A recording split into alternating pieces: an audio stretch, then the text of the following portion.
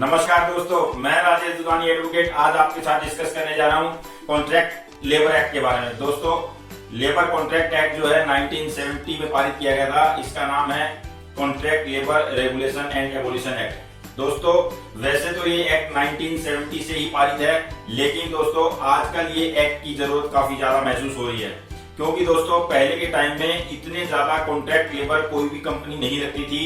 Direct company में employment दिया जाता था। लेकिन दोस्तों समय की मांग को देखते हुए आजकल कंपनियां डायरेक्ट रिक्रूटमेंट यानी अपने एम्प्लॉयमेंट में किसी भी लेबर को नहीं रखना चाहती, तो डायरेक्ट ना रख के कॉन्ट्रैक्ट के थ्रू, कॉन्ट्रैक्टर के थ्रू अपने यहाँ पे लेबर को रखती है। तो दोस्तों कॉन्ट्रैक्ट लेबर के तहत में किसी भी कॉन्ट्रैक्टर को सेक्शन 12 के तहत में सबसे पहले लाइसेंस लेने की जरूरत होती है।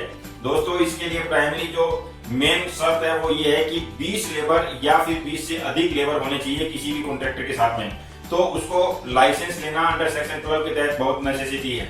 दूसरी बात, जिस भी किसी स्टैब्लिशमेंट में जिसमें 20 लेबर या 20 से अधिक लेबर कार्य कर रही है, उस स्टैब्लिशमेंट को भी अपने आप को रजिस्टर कराना बहुत जरूरी है। दोनों ही जगह जहां 20-20 व्यक्ति से ज्यादा काम कर रहे हैं, उनको दोनों को लाइसेंस और रजिस्ट्रेशन कराना निहायत जरूरी है।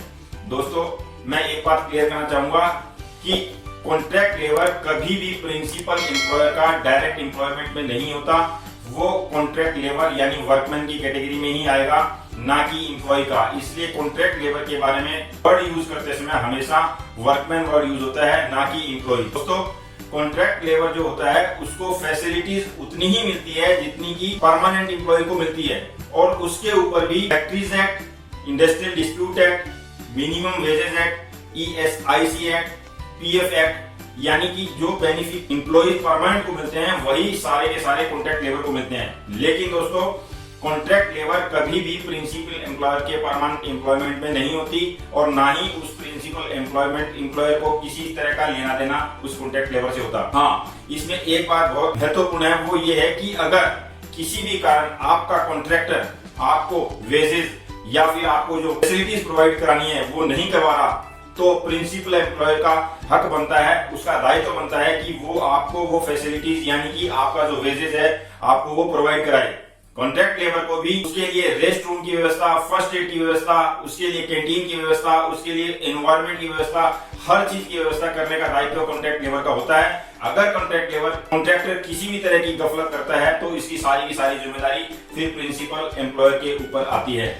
दोस्तों मैं यहाँ एक बात और क्लियर करना चाहता हूँ कि अगर कोई कॉन्ट्रैक्ट लेबर है और वो वहाँ पर प्रिंसिपल एम्प्लॉयर के पास में काफी समय से काम कर रहा है, तो भी दोस्तों वो अपना हक वहाँ पर परमानेंट एम्प्लॉय के तौर पे नहीं जता सकता। और इसके लिए एक बहुत ही लैंडमार्क जजमेंट है steel authority of India limited versus national union waterfront workers के नाम से, जिसमें सुप्रीम कोर्ट ने ये डिसाइड किया है कि कोई भी कॉन्ट्रैक्टर लेबर क्लेम नहीं कर सकता प्रिंसिपल एम्प्लॉयर को अपने परमानेंट एम्प्लॉयमेंट में लेने के लिए, ना ही उसका प्रिंसिपल एम्प्लॉयर उस कॉन्ट्रैक्ट लेबर को अपने एम्प्लॉयमेंट में रखने का किसी भी तरह का दायित्व रखता है।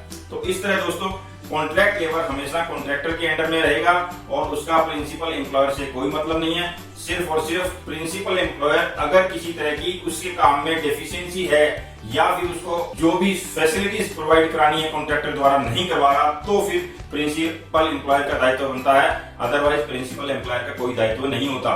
दोस्तों अगर किसी तरह से कॉन्ट्रैक्टर किसी भी कॉन्ट्रैक्ट लेबर को उसके द्वारा की गई सेवाएं और उसके द्वारा किए गए कार्य किए गए पैसे या फिर और कोई ESIC की फैसिलिटी या PF वगैरह नहीं देता है, तो उस लेबर के पास में एक रास्ता है, वो है लेबर कमिश्नर के पास में अपनी शिकायत दर्ज कराए। सबसे पहले उसको अपनी शिकायत लेबर कमिश्नर के पास में दर्ज करानी होती है, और लेबर कमिश्नर उसके ऊपर में कॉग्निजेंस लेते हैं, और उसके बाद में वो उसको नोटिस करके कॉन्ट्रैक्टर को बुलाया जाता है, और वहां पर दोनों को सामने आमने बिठा के उस बात का निवारण किया जाता है, और फिर जो लेबर कमिश्नर है वो अवार्ड पास करता है, और उस अवार्ड को अगर कोई चैलेंज करना चाहे तो फिर सीधा उसको लेबर कोर्ट में जाके चैलेंज कर सकता है। तो दोस्तों इस तरह से कॉन्ट्रैक्ट लेबर में भी उसके हितों का पूरा ख्याल रखा गया है। और ये था डिस्कशन आज का कॉन्ट्रैक्ट लेबर के बारे में। अगले वीडियो में फिर किसी नए टॉपिक के साथ मिलेंगे। आपको मेरा वीडियो कैसा लगा कमेंट बॉक्स में जरूर कमेंट लिखें, शेयर करें, लाइक करें और सब्सक्राइब करें। नमस्कार, धन्यवाद।